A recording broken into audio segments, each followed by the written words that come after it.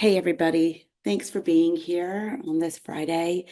Uh, we're living in a dark time and a worrisome time. And recently, for me at least, the piece, like where I've been finding the most solace is in gathering, is in being with others. And I've been lucky to be in a number of gatherings recently, and I'm really happy to be hosting this one with all of you on this important topic.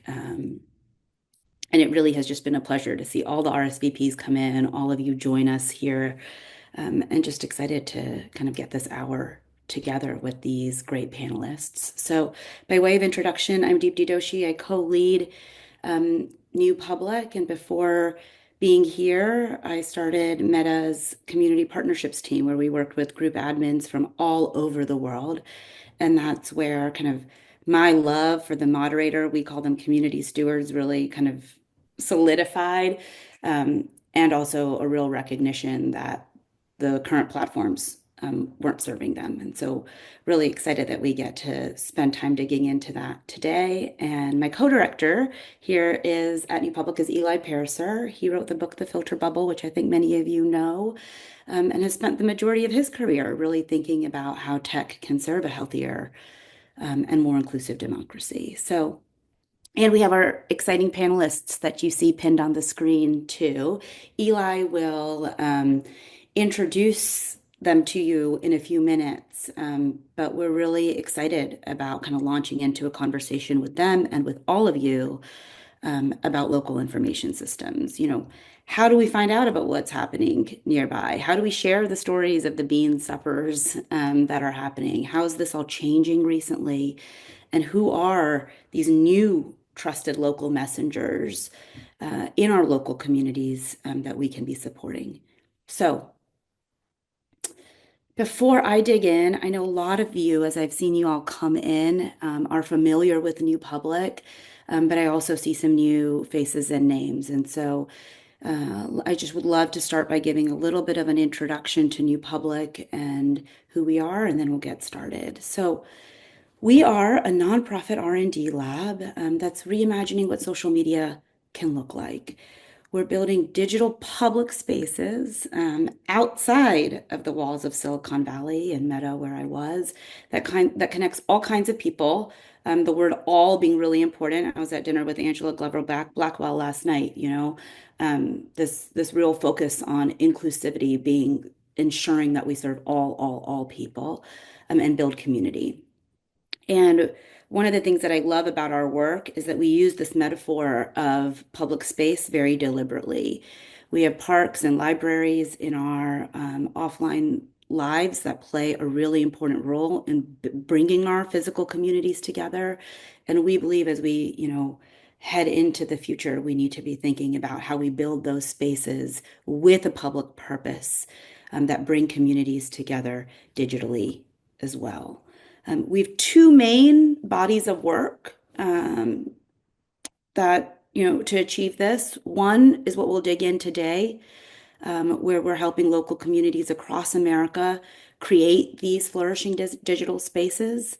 And then also, we're working with six really large public media institutions around the world, including ABC in Australia, CBC in Canada, ZAF in Germany, on developing new tools for digital public conversation. And many of you, it really, again, I'll say it again, it's just a pleasure to see all the names and faces show up on the screen, have been part of our journey from the beginning. And our journey really started when we put the research around civic signals out into the world, and has brought us here where we're building products that people all over the world are now just starting to use. And so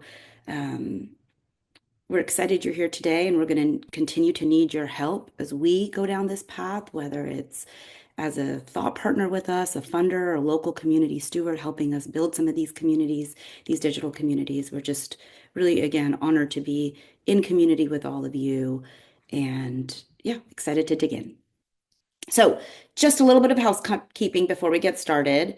We're going to start with a brief panel discussion, and then we're going to go into smaller breakouts to be able to discuss in a little bit more depth with one of the panelists.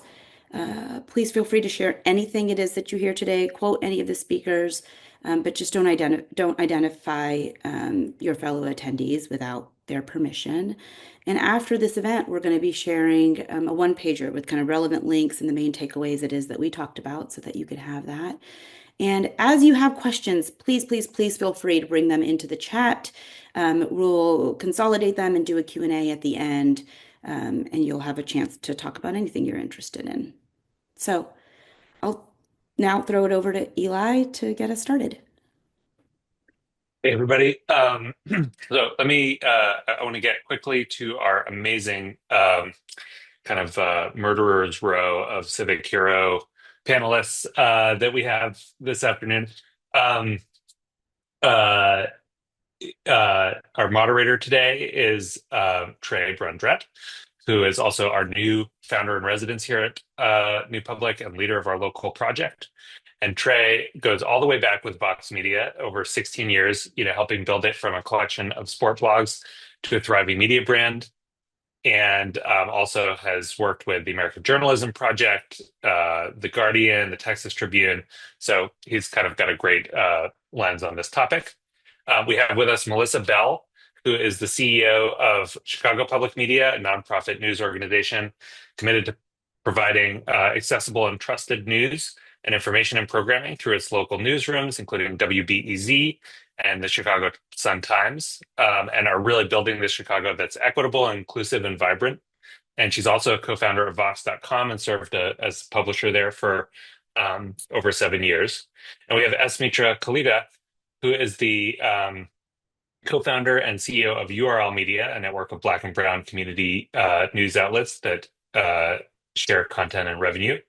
And in the pandemic, she started this amazing thing called Epicenter NYC, which is a community news organization in Jackson Heights in Queens. And Mitra is not only a media entrepreneur, but also an award-winning journalist and author. She's worked in newsrooms from CNN to the LA Times to the Wall Street Journal. And finally, we have Adam Whitaker, who is the owner of Rank Brain Media, providing marketing and design solutions to businesses of all sizes and industries. But he's also the publisher of this amazing local newsletter, The Peak Weekly, which came across our desk and immediately entranced us from Apex, North Carolina. And so he's been figuring out how do we provide local news and information and knowledge to thousands of his neighbors.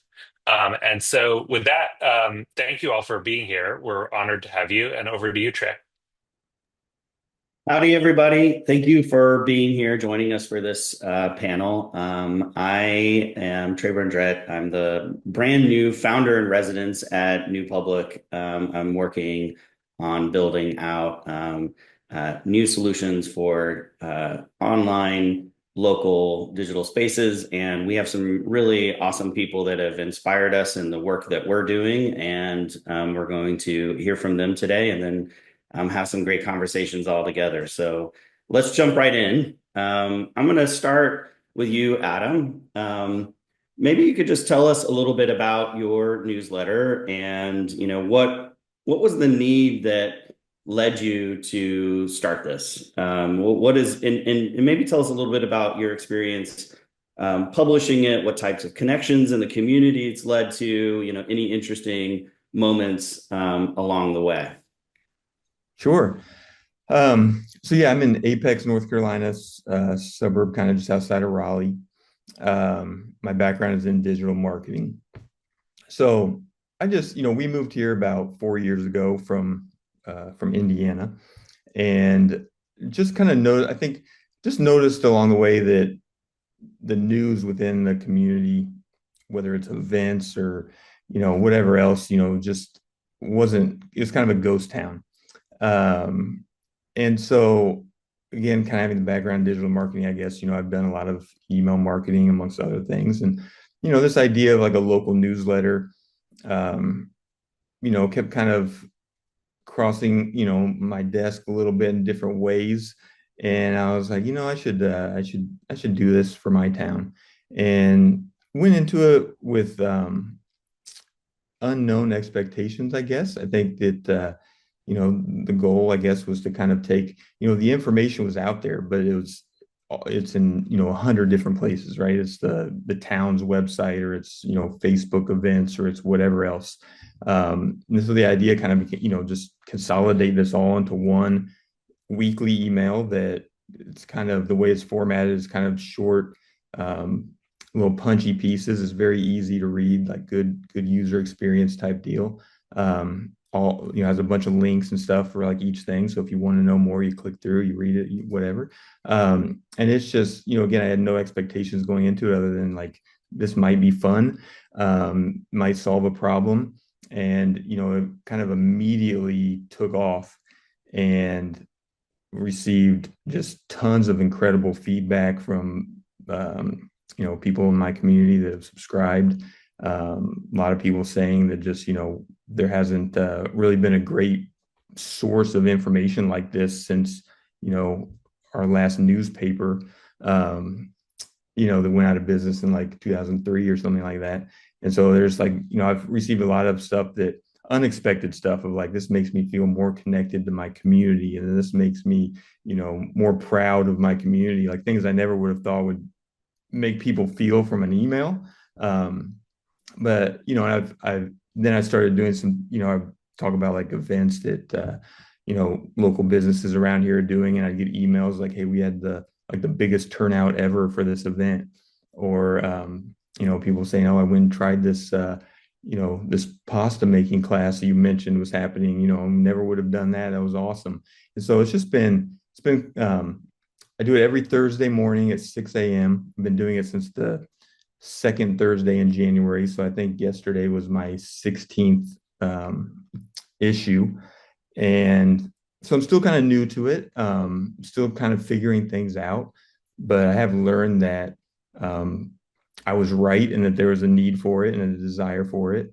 And, I'm just kind of, like I said, still just figuring it all out every week, but having a lot of fun doing it, realizing it's a lot of work also. But it's been an awesome experience.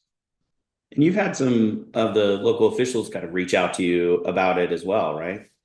Yeah, I did. I think it was my second email or something like that. I got a phone call from the mayor, and I was like, well, this is going to go one of two ways. He either hates this newsletter or he loves it. And so he loved it. He was very supportive of it, and has continued to be very supportive of it. So that's been cool, kind of, rubbing elbows with him and getting to meet some of the other people, in the town council or whatever else. So I've met a lot of people. There's been some subscribers that have reached out and just been like, "Hey, you want to go grab a beer?" And I've gone and kind of met with a few of them and just to chat. So yeah, it's been cool. It's awesome.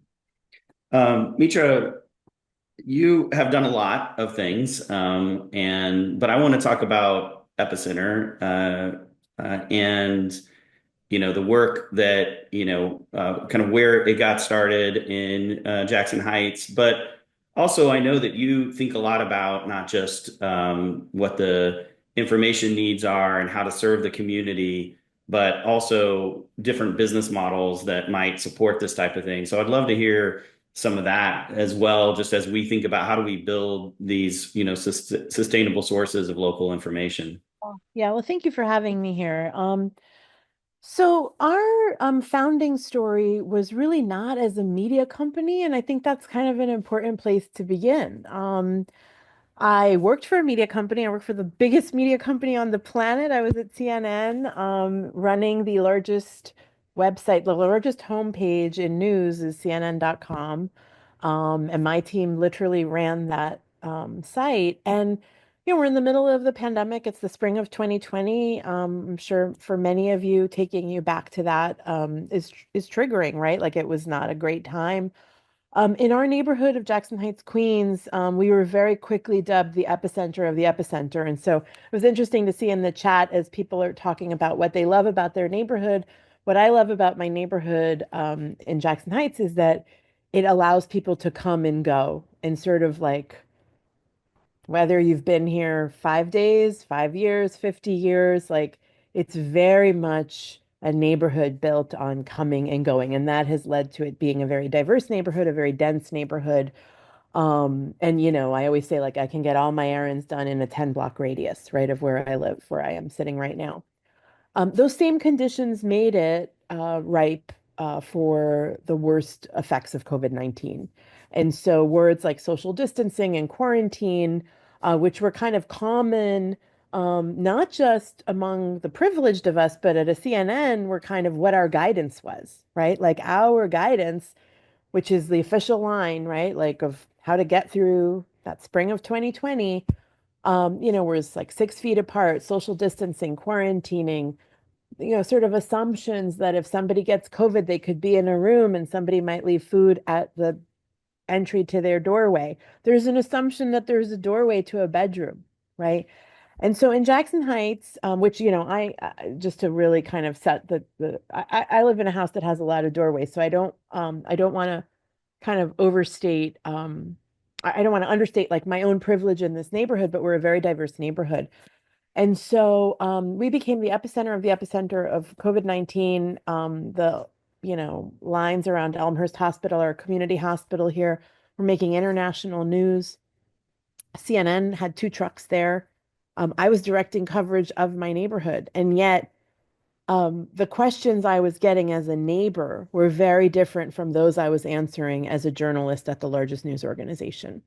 And I think that's kind of what, when we talk about hyperlocal strategy, that feeling of being needed and relevant and trusted, right, are different from what makes something go viral on the internet, right? And um, so just to kind of speed the founding of Epicenter up, I was getting a lot of queries like, is there yeast at Patel Brothers, which is our big grocery store here?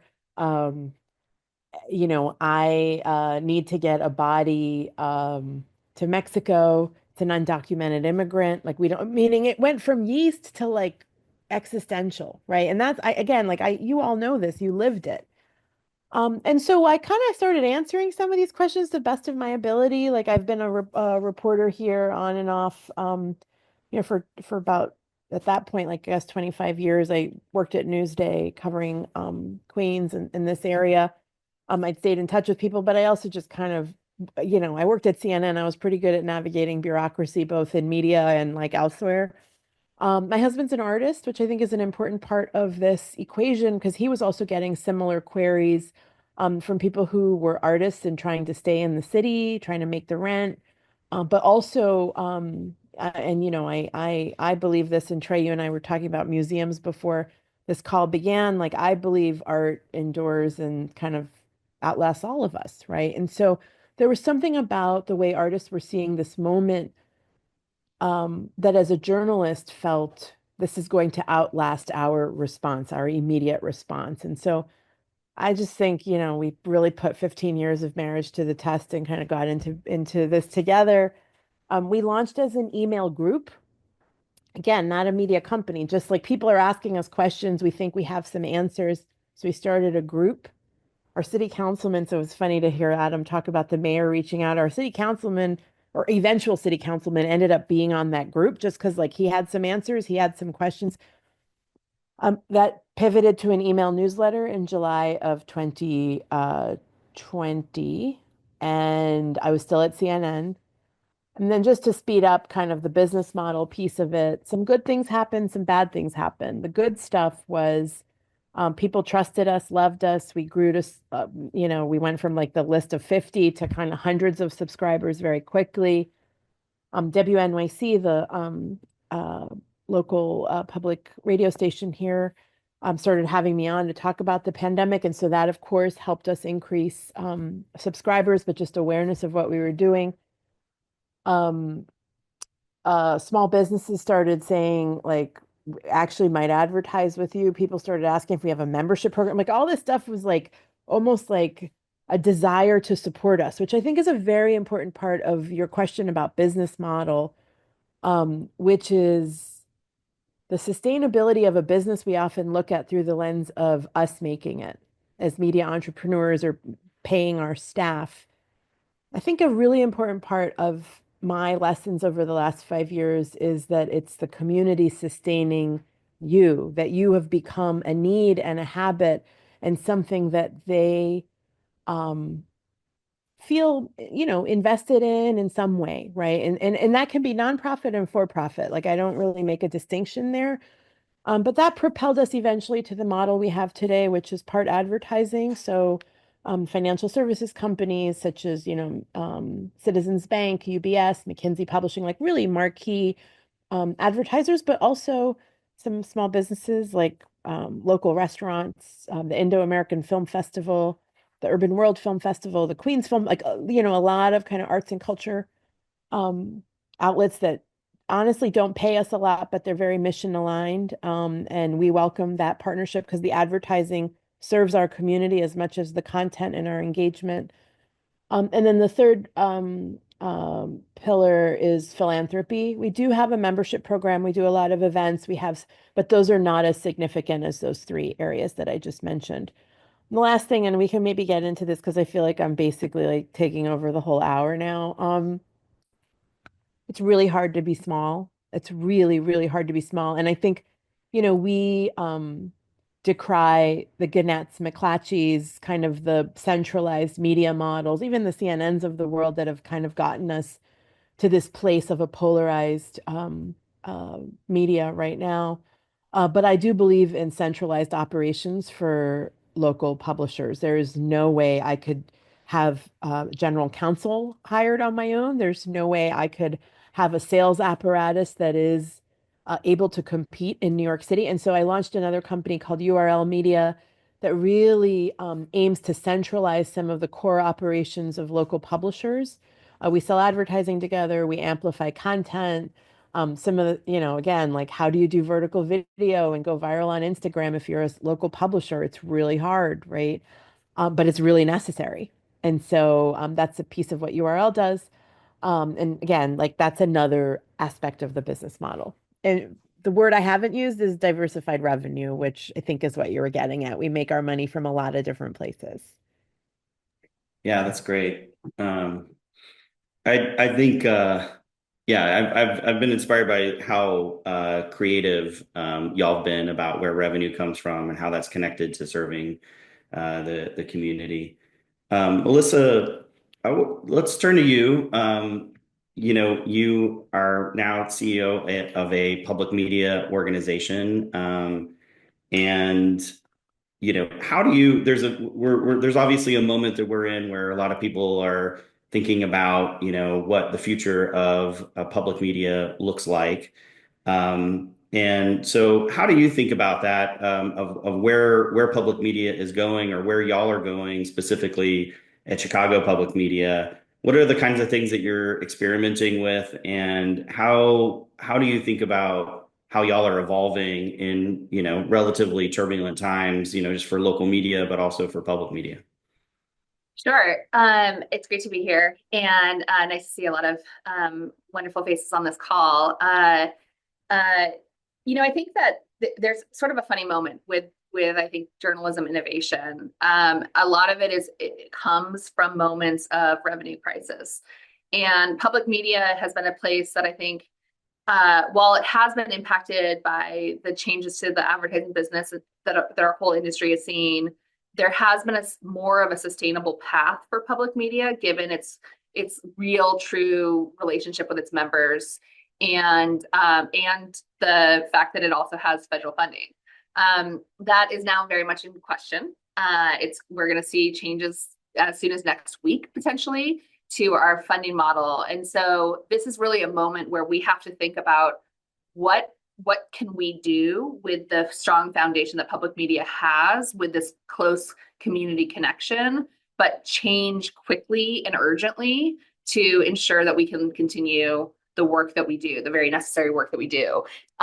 So I've been here for 7 months. I'm thrilled. It's a complicated, challenging problem, but it feels to me like one of the most urgent problems that we need to solve for in our information system in the country.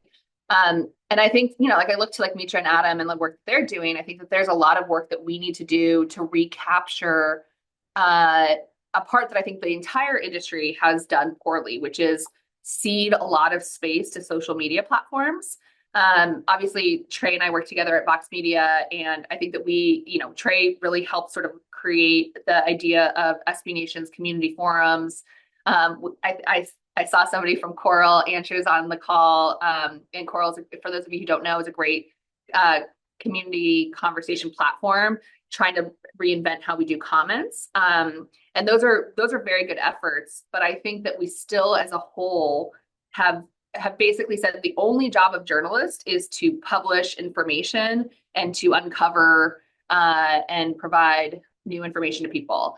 And that's true. Like, this is like kind of like the Woodward and Bernstein effect, I think, in journalism, where we say, our goal is to like follow the money and get some big scoop. But actually, if you like look back to like older models of what your role in journalism was, it was actually a forum. It was a forum for opinion pieces. It was a forum for letters to the editor. It was a forum of discussion. It was a forum of people gathering together, providing that kind of information that Mitra's talking about at the local level. And so that is really important to me. We do great journalism at Chicago Public Media. It houses, for those of you who don't know, WBEZ, obviously the incredible start to podcasting and This American Life and Serial and Wait, Don't Tell Me. We also have Chicago Sun-Times, which is the local hometown paper with the best tagline in history. It's called the hardest working paper in America. So we have great journalism. What we don't have is like the freedom to have ongoing conversations with our neighbors. And that's the thing that I think I'm like most excited about, trying to explore and understand how we can take back some of that territory that we've lost. How can we be more, how can we play a role around, and I'm going to steal this from Eli, because Eli said this to me in a conversation we had recently.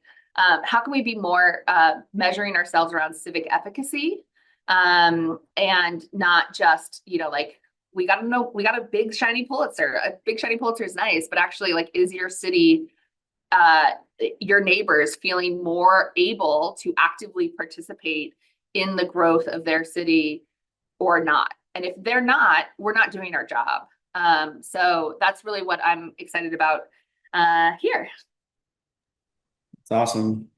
Yeah, that makes me, what it makes me think about is, I'm glad you ended on that point, Melissa, that about, what, the goal is, what the outcomes are that we're looking to build. And one of the ones that we think a lot about now, as we're thinking about how to serve local communities with online spaces, is not only the utility that we provide, helping them to find local relevant information from each other, and the connectivity to connect with each other, but also, how does that lead to building social trust? How does that lead from the online space to the offline space?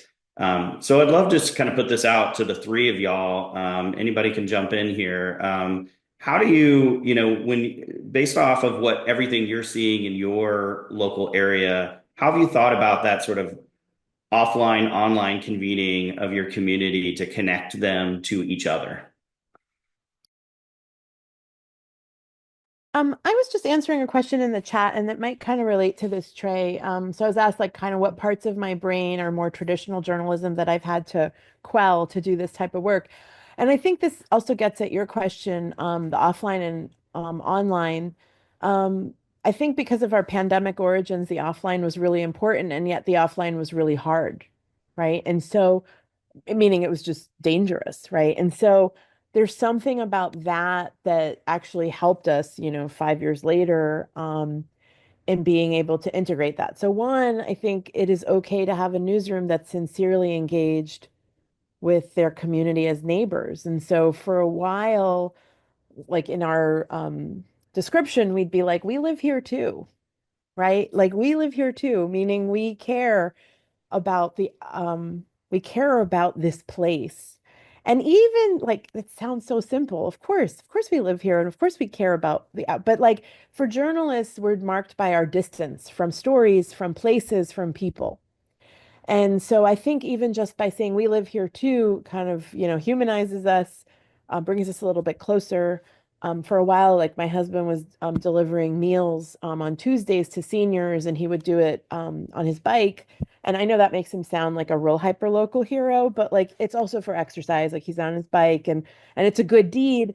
But also in that process, he's able to give people information, right? So like there's an element of the Epicenter newsletter, or like here's a flyer that we wrote about how to make sense of these ballot questions. And so again, like we're giving information in non-traditional ways, like even the flyer itself. But like think about how many times somebody tries to give you a flyer and you're like, oh my gosh, get away from me, right? Like a lot of these like local news initiatives are often like flyers and QR codes, and we do all of that. But what's really important is who's handing you that and in what moment they're handing that to you. And so, someone giving you meals on a Tuesday and he's like maybe your only interaction with the outside world, like that's trust, right? There is trust established. And so we're going to leverage that trust, but we're also not going to let you down, right? The second thing I'd just say, and I'd love to hear what the others think, is that action of someone asking you for something is pretty sacred. And actually, I remember Melissa and Trey, when you guys were at Vox, and I was in like business of unique visitors, right? I was just trying to game that traffic every day. You all were the ones who told me, well, maybe the time between visits is something we should measure, the frequency that someone is turning to us, right? And I think there's a corollary in local news of, did I help you secure a vaccine? And then you call me and ask me for tutoring for your kid, or you're asking me about I don't know who's going to be on the ballot on Tuesday. Do you guys have like a printout? Or we get a lot of asks for like printouts and basic things. That action of turning to me again is trust. And I think that's kind of what we operate in. I do think there are elements of what you all were on to in the digital world in terms of measurement, like the time between, right? How often are you coming to me? Like I would love some metrics around that, because right now we're just, we're sort of embracing small change, if you will. Yeah, I want to one thing you said that I think is just so important, like, we live here too, and we care about this place too. One of the things that at New Public we're thinking a lot about is this concept of the steward, which I love because it means somebody who cares about something on behalf of others, right? They're thinking about their community, they're thinking about how they shape the online community or the information that they bring. So Adam, I just, that's a role that you are playing in Apex, maybe just talk a little bit about that notion of, how this response that's been so amazing, but you've stepped up, and what's the reaction been, from individuals like reaching out to you for like what surprised you about the information or the types of interactions that have come out of that? That's a good question. I think the interaction's been nothing but positive. But I think that the challenge maybe, and I think this, answers the question maybe, if not tell me, but like I think the biggest challenge that I've had is like figuring out what exactly my role is, right? So like I don't have a background in journalism or anything like that. I just kind of like I tell people, like I'm just a dude who like started a newsletter, right? And just happened to do a good job of it and it happened to take off.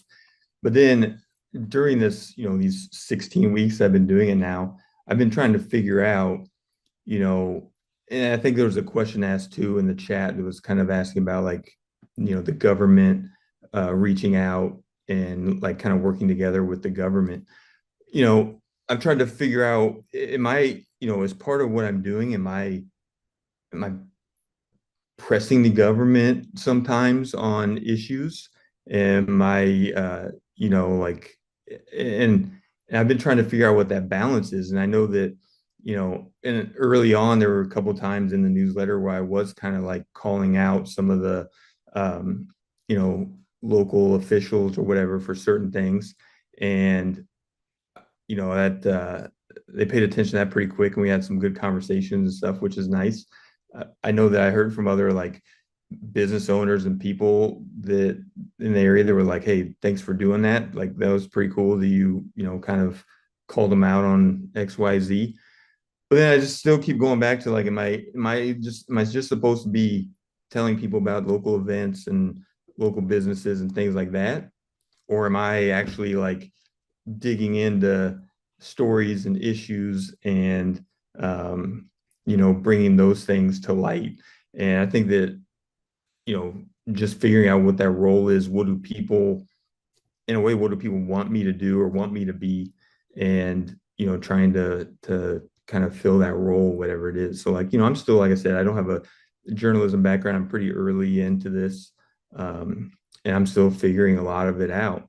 And Yeah, I I don't mean, know if that, you jumped in. I mean, but that's the point. You jumped in. yeah. All right. Well, I'm gonna kick it over to Josh. We can do some breakouts and then come back together and we'll answer some questions and talk some more. Does that sound good? Great. Let's do it. Okay, I hope you guys had some time to have some great conversation in the breakout groups. We're all just coming back together here for a little bit of Q&A at the end, and then we'll throw it back to Deepti to send us off. So, um, yeah, I'm just looking at some of the questions we had in the chat. Please feel free to put any questions you might have for anyone on the panel or at Eli or Deepti in the chat, and we'll uh, share them with everyone. Some of the things that have been shared already have been addressed. But there's a question from Justin Banks. Would love to hear about how your own personal media diets are. Like, what do you personally read and watch and listen to understand your own neighborhoods through community created content? So, how do you find a way to amplify or curate, connect, convene so your audience can get better at filtering across those platforms for themselves too? A lot of question there, but what are you reading locally and how are you communicating with your audience? I'm reading Chicago Sun-Times. No, the honest answer is that I think that I get information from a lot of places, though I have been trying very hard to cut back on social media platforms. I found that it's just a really slippery slope into toxic conversations, misinformation. It just feels to me like a very unproductive place. I do think Reddit has done a pretty good job of trying to like up their moderation and improve like the conversations as a whole. So, I do use like the subreddit for Chicago and places like that, but I find most of the other social media platforms are particularly challenging. And I think that I'm not alone. I think most people are turning more towards like their own private WhatsApp groups, their own private text message groups, smaller community level news. And I think that that's probably where my most vibrant conversations are about local information.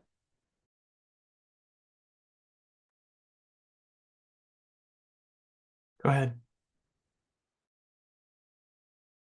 I think it's working. Am I unmuted? Okay.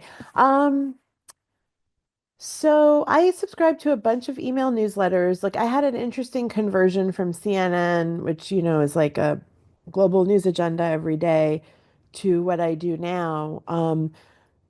I don't think we can count on the news finding us anymore, and that's probably the biggest shift for me. That like while I would consume like Reuters was one of my favorites. Just like every morning, I felt like they would give me a really good global overview. I still kind of counted on push alerts, sh like a lot of shares. I used to use Twitter like hours and hours of the day. And that's just not possible anymore. So there's a lot of overlap with Melissa sort of in being more intentional around a news diet. For me, niche newsletters remain really important. So whether that's, artists in New York City, the Brooklyn Rail, Gothamist, Politico New York, kind of the very institutional of the New York Times and the City and the Daily News and all of that. Um, but we really pride ourselves on having a community-driven news agenda. So one of the things I said in chat is that our editorial meeting, we have a community liaison who's out in the field every week, and like she just tells us, like we just had a meeting this morning And we said, like, what is something you're hearing? And she said, for all the fear over immigration, the number of people trying to bring their families in before the door really closes feels really palpable. And it's like kind of a contrarian story, right? And yet that is what she's hearing. Like, how can I get people here ASAP? And that is like something I think we would only hear by putting someone on the spot and saying, like, what's the community telling you? I think I missed the first part of it coming back in from the breakout room, but was the question what sources we get the information from for? Yeah. Okay. Yeah. So I think, yeah, it's, I've got a list of a bunch of regular websites that I go peruse and, social community, neighborhood communities and whatever, Reddit, Nextdoor, Google alerts. I'm learning more ways to navigate some of like the government websites, whether that's at the city or the county level, to find a lot of documentation and things that maybe aren't like super accessible all the time.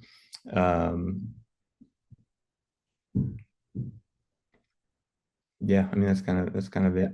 I'll just say, I would shout out my local nonprofit newsroom, Montclair Local.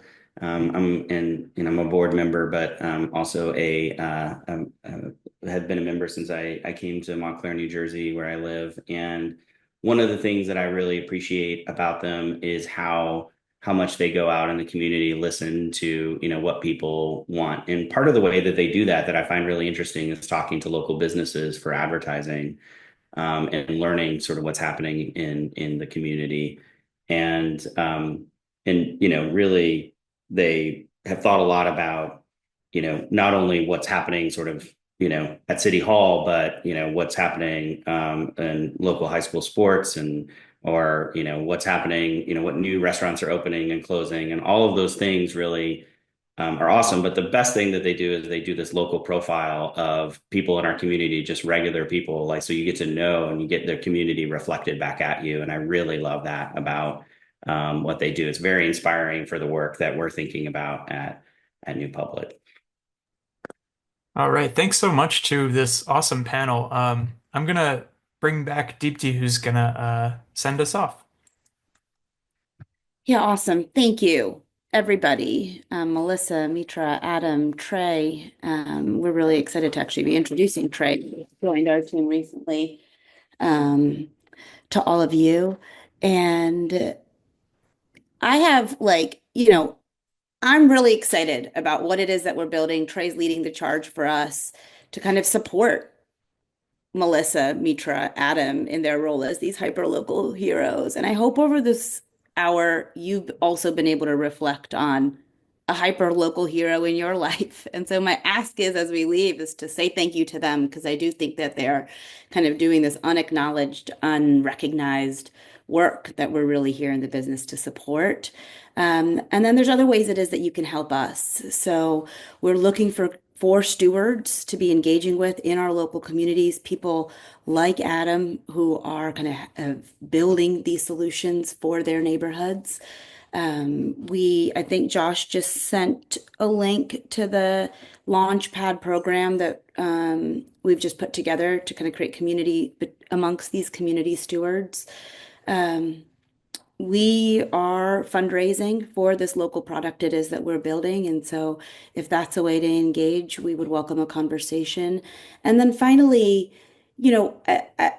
what I love about this work, especially in this time, is that it keeps us close to home and it keeps us close to the nearest and dearest. And so in addition to saying thank you to your hyperlocal hero, think about what it is that you can do in your own neighborhood, how we can each be stepping up. To kind of solve these problems in our communities. And then, of course, if you want to stay up to date with what's happening with us, Josh curates this beautiful newsletter every few weeks. And so that's probably the best way. But thank you, everybody, for spending your Friday afternoon with us. And yeah, look forward to being in touch.